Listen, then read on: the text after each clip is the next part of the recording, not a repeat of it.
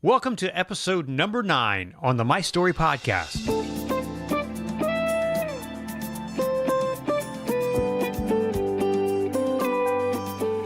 The My Story Podcast features interviews with leaders, influencers, and entrepreneurs who tell us their story and the life lessons they've learned along the way.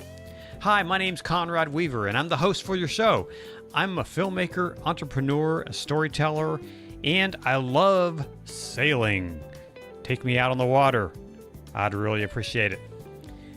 I'm so glad you stopped by for today's show. It's a really special show, a special interview with a new friend of mine who I met through the work I'm doing with my documentary, Heroin's Grip. Denny Wilson is the founder, president, and CEO of FI Community Housing Incorporated.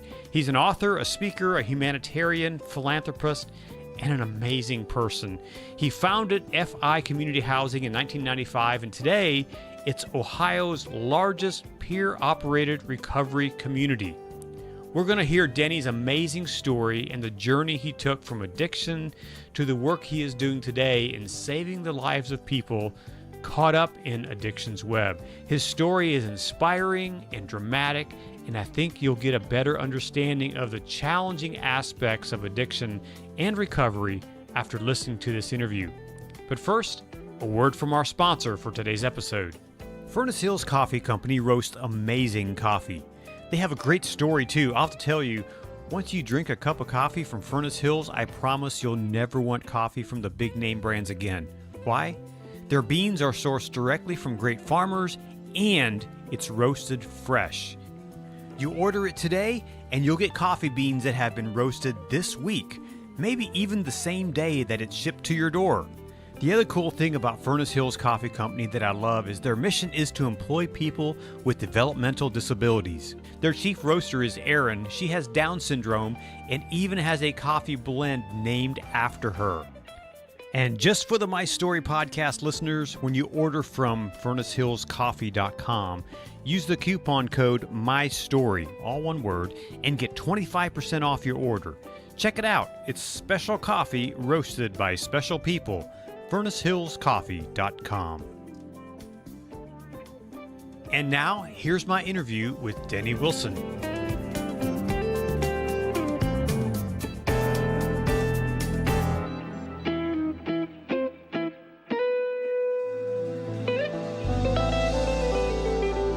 Denny, welcome to the show. Thank you, Conrad. So, Denny, tell me a little bit about who you are and what do you do? Well, my name is Denny Wilson, and I am the founder, president, and CEO of FI Community Housing based in the birthplace of recovery, Akron, Ohio.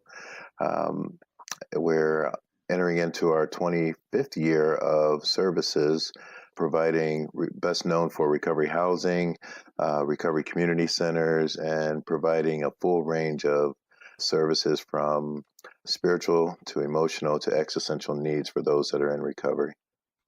So you said that Akron is the home of the founding place of recovery. Explain that for our listeners. Akron, Ohio is where the birth of Alcoholics Anonymous actually started with a visiting physician who met with a local drunk by the name of Dr. Bob, and they discovered one of the greatest, sometimes often overlooked secrets to addiction recovery, and that's that one-on-one connection, that bond that's needed between two people with shared experience.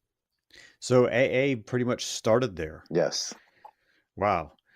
And was that because these folks were had struggled with alcoholism or drug addiction, and what was that? Do you know what that story was? Yeah, Bill W., the traveling businessman, was in town, and he was working really hard to maintain his abstinence. And he actually turned to the local church to find out if there was someone in the area, someone of influence that he may be able to go and talk to and visit.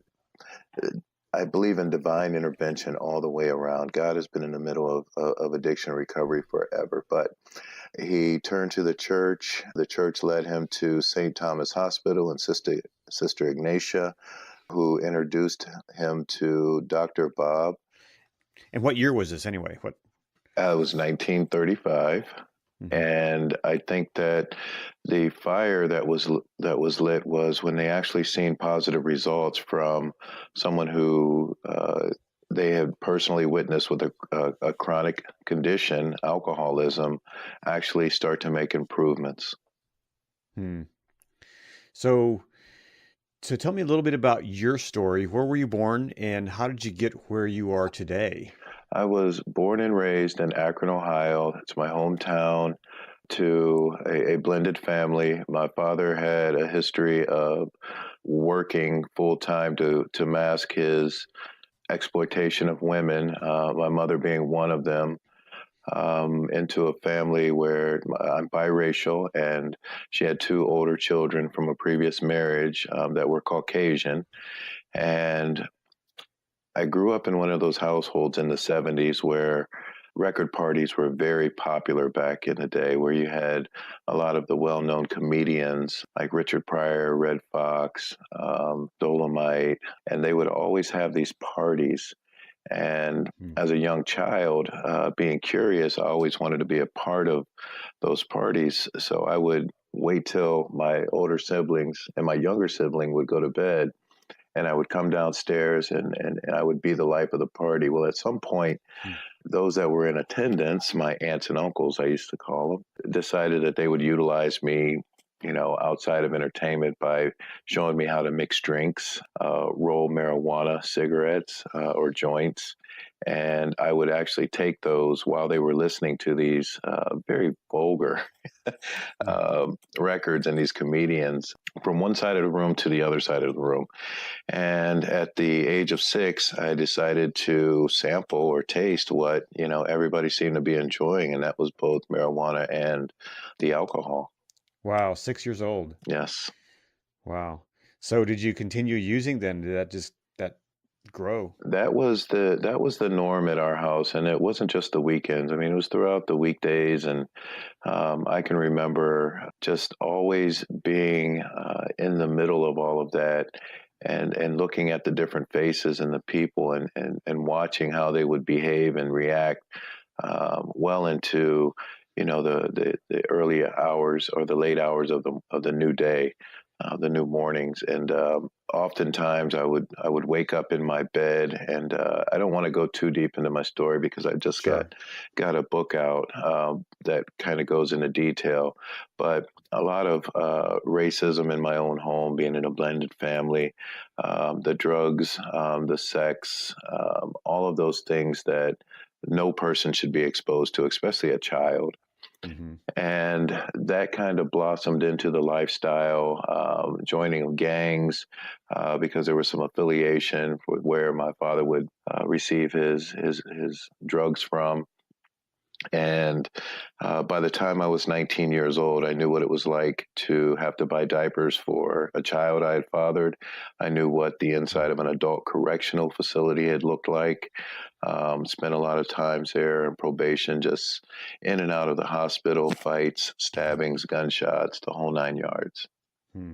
So then you eventually went through your own recovery program, right? And you I uh, actually were, I went through 5 different inpatient treatment programs just after my 25th birthday, in the month of May.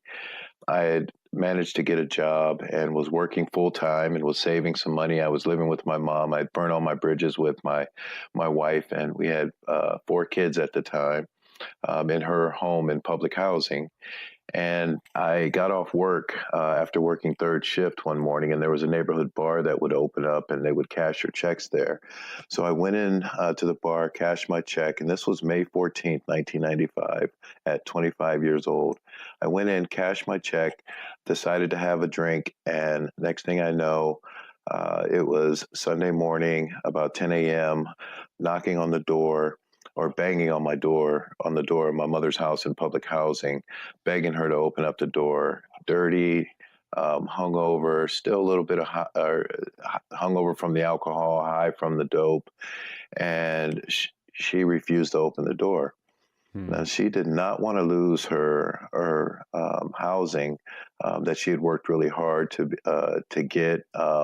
based on some of the stuff that she had went through in her life. And I wasn't supposed to be there as an adult. I was not on the lease, and I knew she didn't want to draw attention to herself. So as I got louder and louder, she opened up the door and had no idea what she was about to face. I had given her money to put up for me, and I knew that she had that money, and I wanted the party to keep going. I wanted to continue to get high. So I bust through the door and I asked her for the money, and she refused. So I actually took out this gun that I was used to getting my way without in the streets, and I pointed it at my mother and demanded that she give me the money. She continued to refuse. So I ransacked her entire apartment looking for a hiding space. And at some time, I started to come down and I realized what I had done. I had just pointed a gun and tore up my own mother's apartment, the last person on the planet that wanted anything to do with me because of where my addiction had taken me. Wow. So I laid down, got up in time for work that night, and throughout the week, I had very little to say to my mom. I avoided her, but she continued to be mom. She would prepare me meals and leave them in the microwave or in the oven for me. She left me little notes saying, I love you. We can get through this. And if you check your calendar, May 14th, 1995 was Mother's Day. So my gift to my mom on Mother's Day was to show her the dark side of addiction and what it's like to be totally out of control and to pull a gun on, Wow. someone. Wow.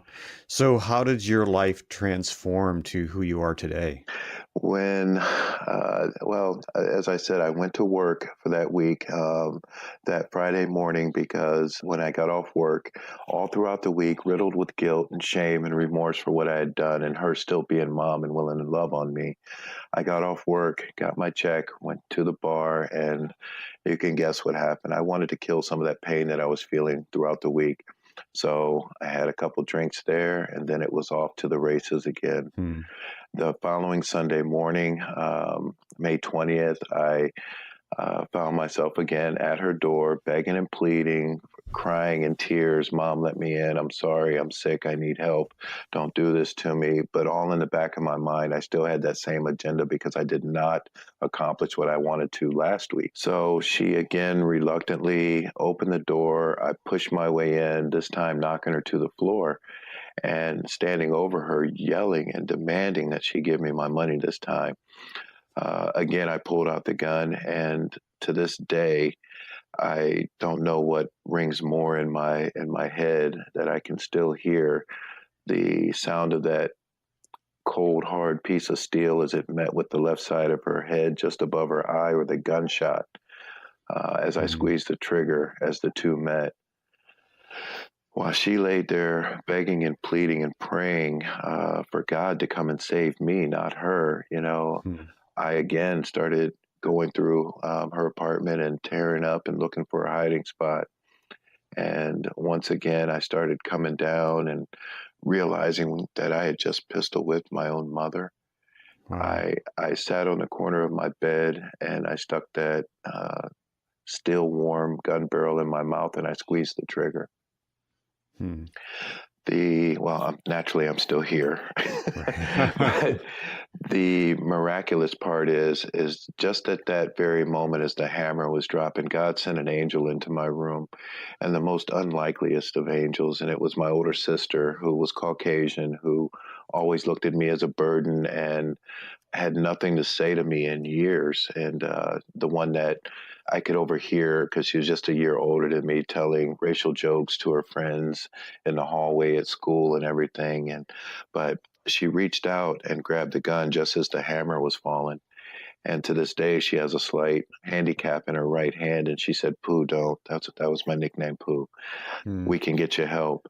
And within 3 hours, I was on a plane to Orange County, California, where I spent another 21 days in an intensive inpatient treatment program and was afforded a 2-week stay in what they called a sober living environment out there afterwards. And there I met a man that was not concerned whatsoever in any of the stuff that I had done up until our meeting, just my future. Mm-hmm. And when I say genuinely concerned, he was. And, lo and behold, he was the first man that ever really poured into me, that really cared about me. He took me under his wing, and I discovered that same secret that was found years ago, that it doesn't take a slew of doctors, counselors and nurses and psychiatrists and all that stuff. All it really takes is just one person to believe in you. And he asked me some of the most outlandish, or required of me some of the most outlandish things you would ever ask of a person. The most profound being, what do you really want to do with your life? What do you want? And I told him I wanted my wife and kids back. Mm-hmm. And then he said, well, it's going to take at least a year. Can you have no contact with them or any of your family members for a year? And I had just cracked my chest open to this gentleman, Conrad. Mm-hmm. And I just bore my soul and said, listen, I want my wife and kids back. And now you're telling me that I have to spend a year away from them? Well, at this point, I was willing to do whatever it took not to have to repeat what I had done with my mom Mm-hmm. or relive any of the nightmares that I had suffered out there through my addiction and some of the hurt and pain that I'd caused. So I ended up spending a year up under this man. He took me under his wing. We expanded his organization. And then one day, walking down the street on 20th Street in Westminster, California, I heard from God. I believe a spiritual foundation is necessary for recovery for anything. Mm-hmm. And the program of Alcoholics Anonymous, which I was a member of for many years, helped me form a relationship with God. And Mm-hmm. he told me, he said, this is what I want you doing for the rest of your life. And I still young in recovery, some of the clouds still there. I thought maybe I was hallucinating, but no, Mm-hmm. I knew it was him. And I eventually agreed and helped that man turn his program into an 8-bed house serving 8 gentlemen, 4 and 5, or level 4 and 5 offenders coming straight home from prison, to serving up to 18,000 men and women up and down the coast of California, and Mm-hmm. eventually brought his program plus mine, a nice hybrid, to Ohio, and have been rocking and rolling ever since. Wow. Where would you be if he hadn't taken the time and the energy to invest into your life? I think that some of the plaguing of the past, some of the stuff that I had done, even the attempts that I had made prior to, those 5 inpatients did not include the 6, 7 outpatients that I was involved in. I mean, none of the stuff that worked, even working with a close psychologist, you know, seemed to have the effect of one person just saying, hey, I understand. You Mm-hmm. know, I believe today that we all walk down the same roads in life, just a different pair of shoes. And how we perceive ourselves is based on the perception or how other things were role modeled to us on how to handle any situation. And God saw fit for this man to come in my life because one of his major goals was, while he was slamming dope in the janitor's closet at the hospital while his oldest daughter was being born, all he wanted was his relationship with his wife and kids. So Mm-hmm. there was some connection there. But to answer your question, I think I would probably be dead right now. Wow. And just think of all the people that your life has impacted over the years and how many others would be dead.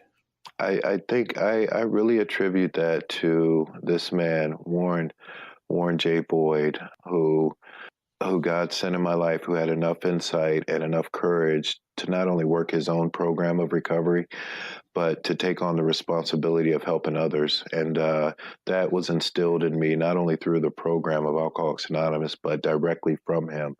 And I tell him all the time, Warren, you have had a direct impact on hundreds of thousands of people, throughout your life, but Mm-hmm. you have had an indirect impact on millions because you took the time to take me under your wing and love on me the way that I needed to at the time. Hmm. Why is it important for people in recovery to be mentored, to be helped by others who are in recovery? I think the number one thing is that we can relate. Situations and circumstances are unique to the individual, just like our fingerprints, but at the same time, the emotional effects of what we go through, the physical effects that we go through, they're all the same.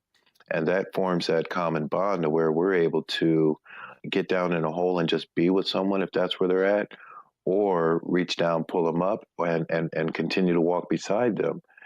And it's practiced in so many different areas when it comes to health and wellness, putting somebody or partnering somebody with a peer, someone who has that lived experience, that it was overlooked for so long or existed in the shadows up until recently as being effective.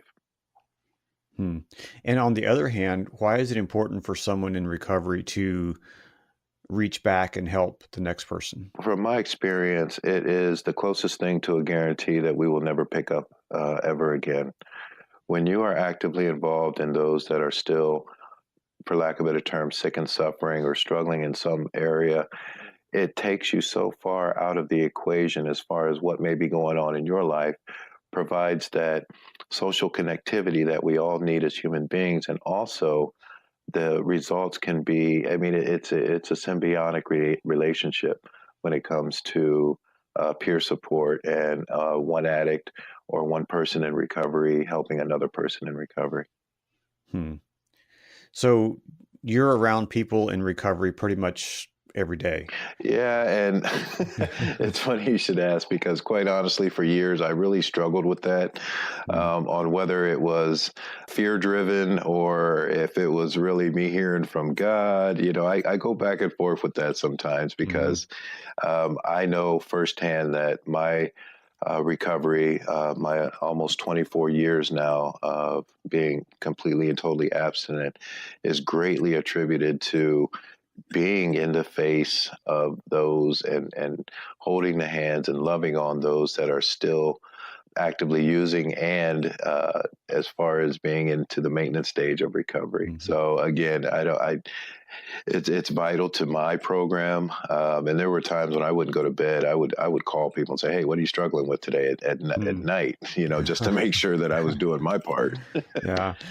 So how do you maintain your, I guess, is that the way you maintain your sanity or your health, your mental health? The Bible teaches us that we should always exoner or honor people highly than ourselves. I am a Christian. That is probably my primary pathway to recovery, even though I have taken bits and pieces from so many pathways over the years and personalized what works for me. And that is one of my biggest messages that I try to put out there for individuals. I was born and raised, for lack of better words, in the rooms of 12 step. Mm. And at some point, I realized that I had started to get real comfortable in that bubble that I had Mm. created that was very similar to the bubble I had created in my active addiction. And when I got on a plane to Orange County, California, that was the first time that I was outside of my community of Akron, Mm. Ohio, and I got to discover that there was a great, big, beautiful world out there with my name written all over it. And I think that really led to me wanting to explore and expand and kind of dip my toe in the waters of different pathways to recovery and listening to other individuals that have utilized other methods of staying clean and just working on themselves and being aware of who I am and what I like. It was huge. So today I consider myself a recovery mutt, but Mm. at the core of that is the taking on of personal responsibility of helping others who are still struggling in any area. And I really have to point this out, Conrad. If we wholeheartedly believe that our drinking and drugging are signs and symptoms of much deeper rooted challenges or problems that we have, then we can't always attribute the growth that we need in our lives directly to that. It Mm. may have been our way of coping. It may have been our way of dealing with or even masking some of the pain by some of the stuff that we've had to endure. But at the end of the day, you are still alive. You have a life, and there is Mm. a world out there that is calling for you, and you were sent with a purpose to contribute to this planet. And regardless if drugs and alcohol are or were a part of your history, that purpose is still in place. So Mm. we've got to find out what that is and pull that out and work towards that. That is such a powerful message that each one of us has purpose and meaning. Yes. And when we, I know in my own life, when I discovered kind of why I'm here and I'm still in that discovery phase, I think, and probably will be all of my life. But, when I kind of realized that, wow, I can do this that may impact another person's life or may impact the trajectory of, even my kids, Hmm. that brings so much joy and peace Yes. into my world. Yes, and I'm a peace junkie, today. I don't even like to use the word junkie, but Sure. I crave it, and the only way for that craving to be satisfied is to by helping somebody else and show them how valuable they are, to not only to themselves, their immediate families, but those that they will encounter in life. Hmm. Is it important for you at times just to unplug and go and clear the brain? And what do you do when you do that? It's self-care is extremely important to me. Empty vessels, make room for a lot. But if you spend the majority of your time pouring out and pouring into others and helping and assisting, you have to know what you enjoy and then take the time on purpose to do that. I train a lot of the peer supporters around the state of Ohio, and every morning we'll check in during those trainings on what we did for self care the day before. Hmm. And I shared last week, and this is something that my wife will attest to.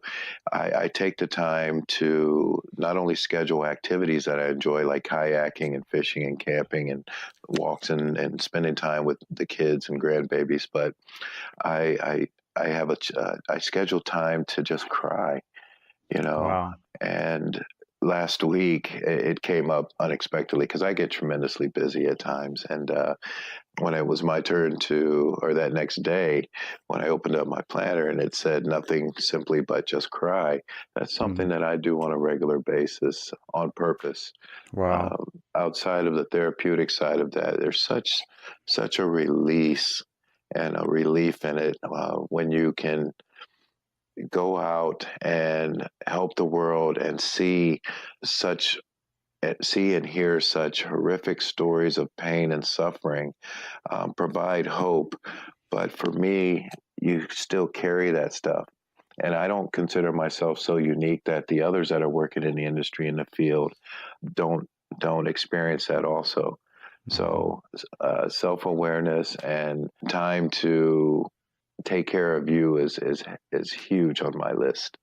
'Cause you can only give to others what you have received, right? Absolutely, absolutely, and you sprinkle some of that what you received with your own experience and what works with you, and you're planting seeds of hope that will eventually blossom into something unimaginable for that individual.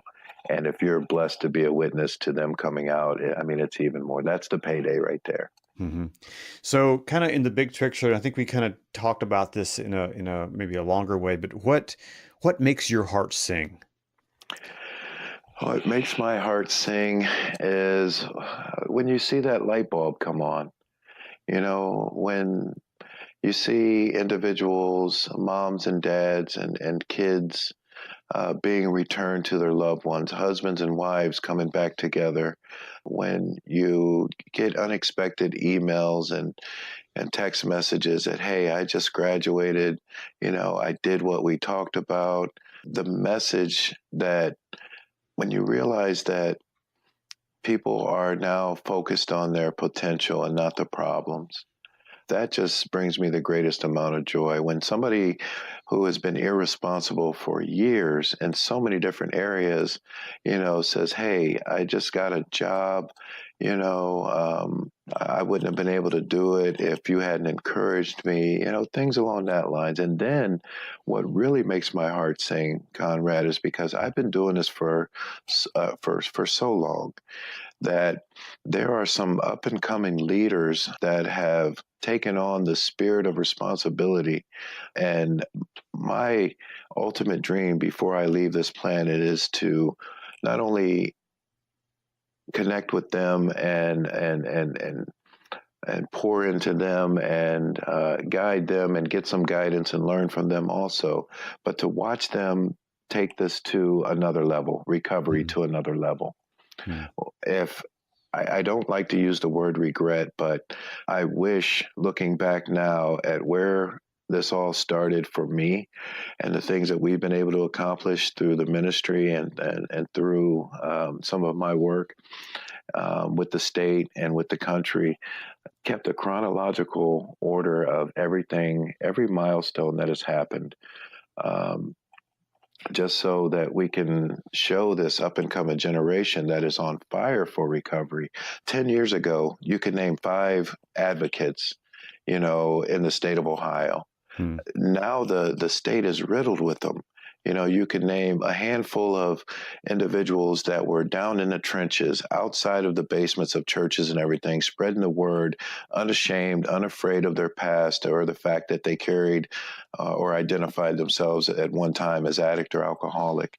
The world is embraced with them right now. There's hundreds of thousands of us, and to me, that really makes my heart sing today. That's amazing. So you've had some tragedy in your own family. Can you talk about that a little bit, and how did that loss impact what you do in your business life? I have, over the years, addiction has touched our family in ways that it has touched many other lives. I had been working in the field and helping others for more than 23 years. And I lost plenty of cousins and nephews and nieces, some of which are still actively using, a total of 247 close friends and family members, not people that I've heard of, but close friends and family members. Wow. And, you don't get to a point to where you're numb at all to death.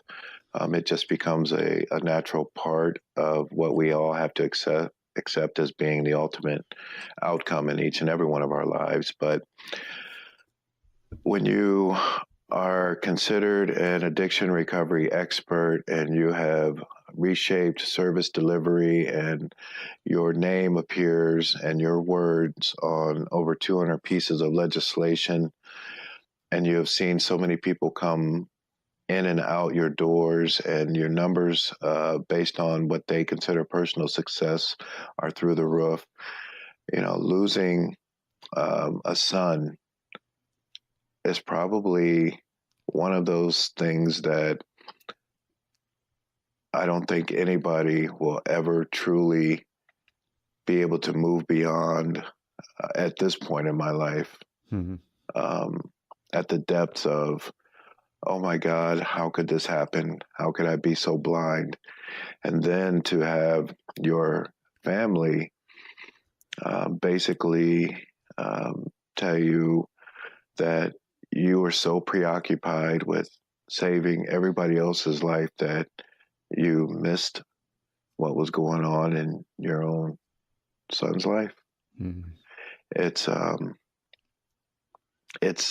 one of those things that's designed to really take you out, if that makes sense. Mm-hmm.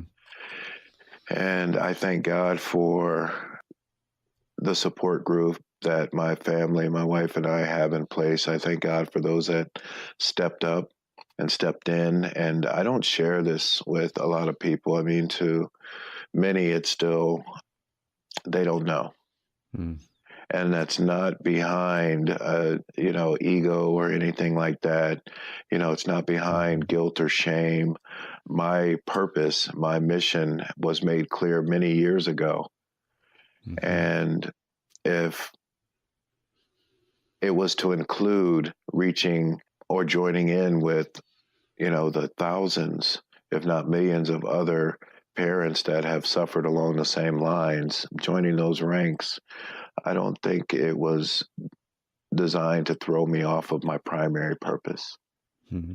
And that's not me talking. That's the best that I can come up with through my spiritual life and my relationship with God as far as being the mission, because it halted everything for a while, Sure. and to the point to where I did not want anything to do with anybody who was still using. A vengeful spirit fell upon me to where I was actually calculating the death of anyone that I knew was still selling or participating in the trafficking of drugs. Mm-hmm. And that's just not who I am. That's who I was at one time. Mm-hmm. Very capable of those things. But the hard work and the effort and the love that was needed to get to where I have been able to have an impact, my life's goal, my mission, what God has identified as my purpose, couldn't be obscured by that. Mm-hmm. Well, I have to say thank you for being vulnerable and willing to share that. I can't imagine that scenario and that situation. And, our prayers are with you and your family, and as you continue to do what you do and what you're called to do. Thank you. And so as we start to wrap up this conversation, it's amazing to hear your story and the things that you've been able to accomplish and the lives that have been changed because of your influence. And you've recently written a book about your story. And can you talk about that? Yes. For a very long time, the book was intended to really share my story, and it was laid out in a very meaningful way that would just touch the lives of those who would pick up and read it. And I was blessed to come across a publishing company who saw that as an opportunity to not only provide the hope that telling our story does to anyone that's struggling, but also an opportunity to look at the ways that I have been able to, through my journey, touch as many people's lives and change, the direction of how recovery support was going and what we could really do to have an even larger impact. And that was pointed out to me because for years we knew that we had a viable piece to a solution. That's not only the recovery housing part that we provide through FI, the telling of our personal stories, but also that peer support, that one-on-one that I talked about that I was able to receive so freely. Mm-hmm. So we kind of broke it up, pulled out some keys. And again, for years, I'm screaming at the top of my lungs, on the highest peaks that I could get to. Listen, we found something that works for people. We have a solution, a huge part of a solution. And we were able to implement that through the introduction of recovery coaching to Ohio and the development of the Ohio peer supporter model and that curriculum and, the more than 800 individuals that I've helped train over the years. But it still wasn't enough. We're talking about an epidemic through opioids or heroin that every community has been affected by up now. The degrees of separation are gone. Mm-hmm. We are all affected, whether directly or indirectly.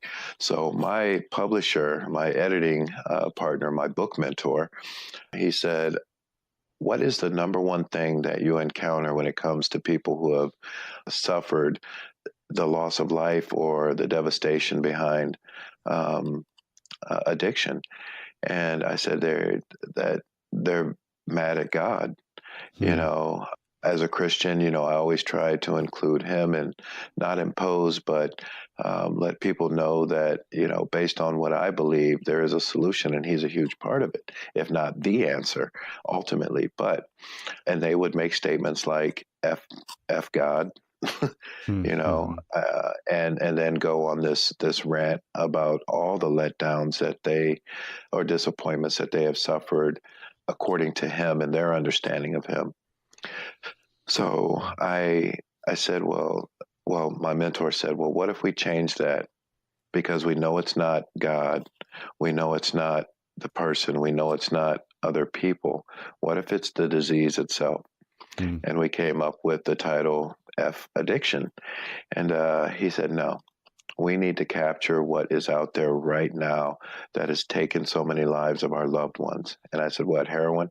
And he said, yeah. I said, well, there's a foundation dedicated to that. We can't get a book off the ground, with a title like that. Mm-hmm. But he said, let's go for it. I really feel this. Why don't you pray about it? And I did. And the title of the book is Fuck Heroin. Keys Mm-hmm. to Winning on the Addiction Battlefield, Battle Scars Beneath the Wardrobe of Purpose. And in this book, not only do we talk about what's needed for the individual and some of the very simple practical approaches and things that they can do to improve their lives and maintain abstinence, but some of the things that communities can do, some of the things that as an individual, as you grow, how you can get involved and take it to a next level once you realize the responsibility that you have to reaching back and going back and helping pull other people out of the depths of addiction. So this podcast is coming out on May 20th. You're launching this book. It's being released on what date?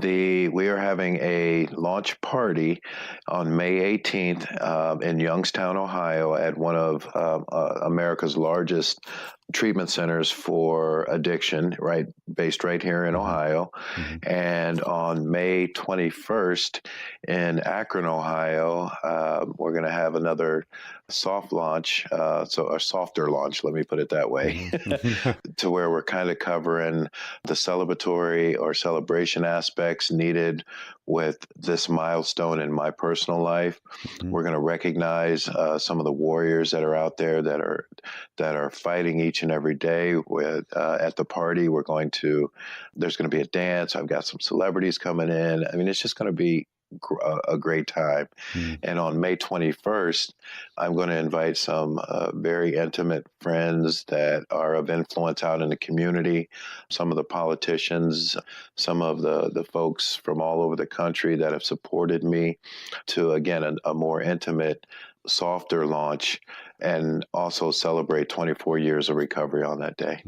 Wow. Well, congratulations on your recovery, and of course, congratulations on the book. And I really look forward to reading it and diving into it to learn more about you Thank and you. about what you're doing. So, as people listen to this podcast in the next weeks and months, where can they find the book?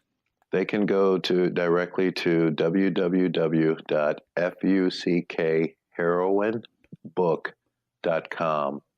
That's www.fuckheroinbook.com. And I'd like everybody to bear in mind that this book is not only going to provide those keys that we talked about and some of my story and the hope that it provides, but for every 247 books sold, we're going to provide recovery housing for an individual in need anywhere around the country. So it's not a money maker. There's a cause behind it and a purpose. And if you remember, 247 again is the number of close friends and family members that I've lost over the years to addiction. Wow. So, for every 247 people who buy a book, then one person is going to be able to go through recovery. Yes, they're going to be Wow. able to they're going to be provided the same foundation through a quality recovery home or housing provider that I was afforded anywhere in the country. Wow. And that is absolutely life-changing. And who knows how many more thousands of people will be impacted because of that one life, just like your life was changed. Yes. And so I encourage everyone to go buy the book. Let's sell tens of thousands of these books, if not hundreds of thousands of them, and let's get it out there so we can, so Denny and his team can save even more lives in the future. Amen. So Denny, it's been a joy to take time to talk with you. You're a hero, and in many ways, and I want to say thank you for this opportunity to, for taking time to talk to me and being a part of this podcast. And I just want to encourage you to keep on keeping on, and I look forward to speaking to you again soon.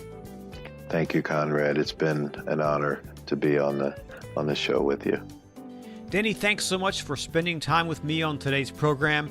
And listeners, don't forget to check out Denny's new book. You can find it at fuckheroinbook.com. Thanks so much for listening. And if you like what you're hearing on this show, make sure you hit the subscribe button and please share it with your friends and family. And I'm always eager to hear your feedback, so leave some of that for me as well. Be sure to tune in next Monday on the My Story podcast for an interview with Keola Benelli. She's the founder of the Savvy, Sexy, and Social Women's Club. She's a serial entrepreneur who started businesses in the fashion, catering, and event planning industries. She has a fascinating story, and I can't wait to share it. That's next Monday on the My Story podcast. The My Story podcast is a production of Conjo Studios, an award-winning video production company whose focus is helping you tell your story. Visit conjostudios.com, click on the blue Get a Quote button, and let them know what you need. Then watch your stress melt away as their team does the magic of producing your next video or film project. That's conjostudios.com, telling stories that matter. And if you've enjoyed the music on today's show, it comes from my friend Drew Davidson. You can find all his music on iTunes or Spotify or on his website at drewdavidson.com. Last, if you have an idea for an interview you'd like to hear, send me a message and I'll see what I can do. Thanks so much for listening. I'll talk to you again next week on the My Story podcast.